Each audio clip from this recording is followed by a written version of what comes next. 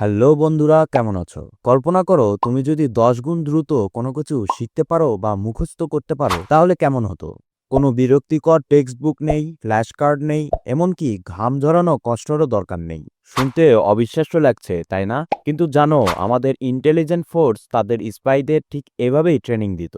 তারা সপ্তাহের মধ্যে নতুন ভাষা শিখে ফেলতো, মিনিটের মধ্যে ফাইল মুখস্থ করে ফেলতো। আর আজ আমি সেই সিক্রেট মেথডগুলো তোমাদের মাঝে শেয়ার করব। প্রস্তুত তোমরা? চলো শুরু করা যাক। Method number 1।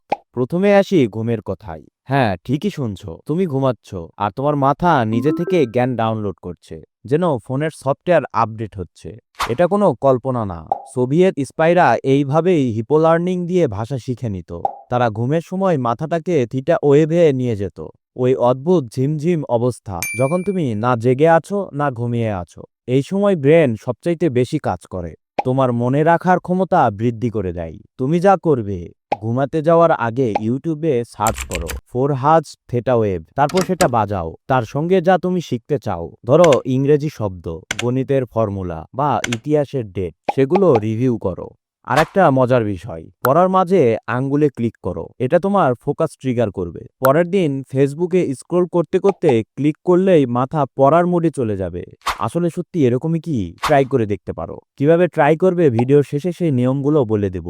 এবার আসি দ্বিতীয় ধাপে। তুমি কি জানো স্পাইরা লাইব্রেরিতে বসে পড়তো না? তাদের ট্রেনিং হতো যুদ্ধক্ষেত্র, গোলাগুলি, সাইরেন, হইচয়ের মধ্যে। আর অবাক করা ব্যাপার হলো, এই চাপের মধ্যে তারা আরো ভালো শিখতে পারত।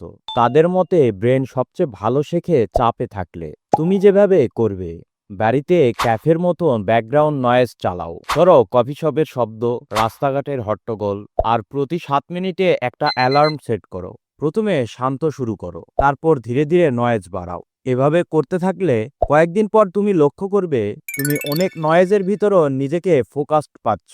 3 নম্বর মেথড তোমার কাছে আজব মনে হতে পারে, কিন্তু সত্যি এটি কাজের। আমি নিজে এটি ট্রাই করেছি। তুমি কি কখনো কোনো গন্ধ পেয়ে পুরনো কোনো স্মৃতিতে ফিরে গিয়েছো, বা কোনো স্মৃতি মনে পড়েছে তোমার? তুমি লক্ষ্য করবে তোমার নাকে কোনো গন্ধ আসলে খুব দ্রুত তুমি বুঝতে পারো এই গন্ধটা কোথা থেকে এসেছে আর কিসের গন্ধ। এটা আসলে ব্রেনের সেন্সরি রিয়াকশন। স্পাই এজেন্টরা এটাকে ইউজ করে মেমোরি শক্তিশালী করতে। তুমি কিভাবে এই মেথড কাজে লাগাবে?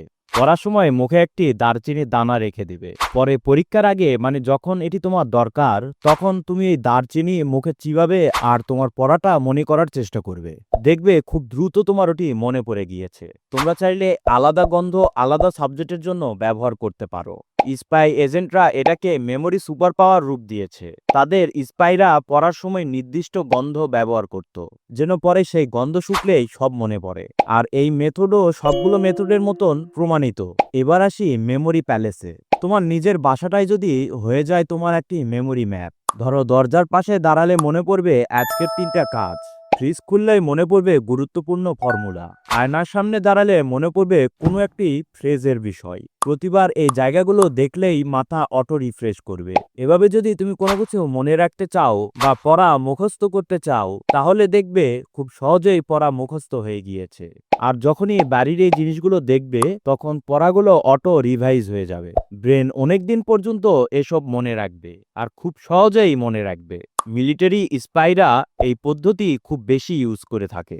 এই মেথডটি তোমার পড়ার জন্য খুবই কার্যকরী হবে। মিলিটারি স্পাইরা একটা জিনিস করত, যাকে বলে অ্যাক্টিভ ইন্টারলিভিং।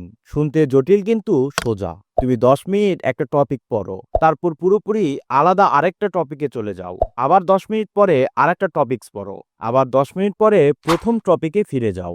এভাবে একটি সার্কেল তৈরি করো। এভাবে তুমি যদি পড়তে থাকো বা কোনো কিছু মনে করতে থাকো, তাহলে দেখবে তোমার মাথা একটার সাথে আরেকটার লিঙ্ক তৈরি করে ফেলেছে। তুমি একটা পড়লে অটোমেটিক আরেকটি বোনাস হিসেবে মনে চলে আসবে।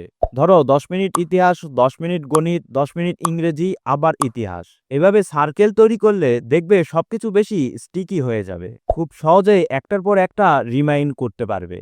এই হ্যাকগুলো প্রতি সপ্তাহে একটি করে ট্রাই করো, বা প্রতি 4 দিন পর পর একটি করে হ্যাক ইউজ করো। 1 মাস পর তুমি নিজেই বুঝতে পারবে তোমার মাথা যেন সুপার কম্পিউটারের মতন কাজ করছে। তোমাদের বলে রাখা ভালো, এই ট্রিক্সগুলো বৈজ্ঞানিক পরীক্ষাতেও প্রমাণিত।